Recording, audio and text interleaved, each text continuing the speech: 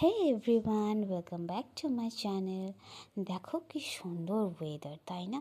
আর এমন ওয়েদারে গরম গরম পকোড়া হলে তো জমেই যায়। তো চলো ভিডিও স্টার্ট করি। আজকের স্পেশাল মেনু চিকেনের pakora, easy to make and super tasty. So প্রথমে বোনলেস চিকেন নিতে হবে, টুকরো টুকরো করে কেটে নেবেন।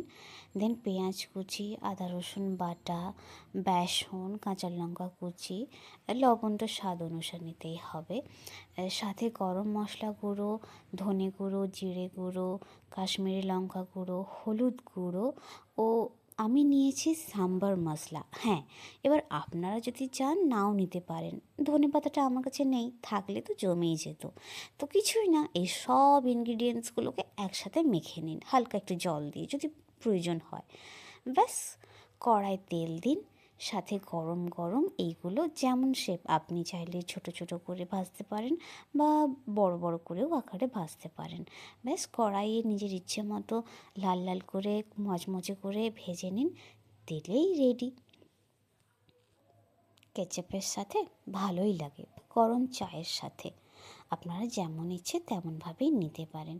একবার বানিয়ে দেখুন, সত্যি ট্রাস্ট মি, দারুণ।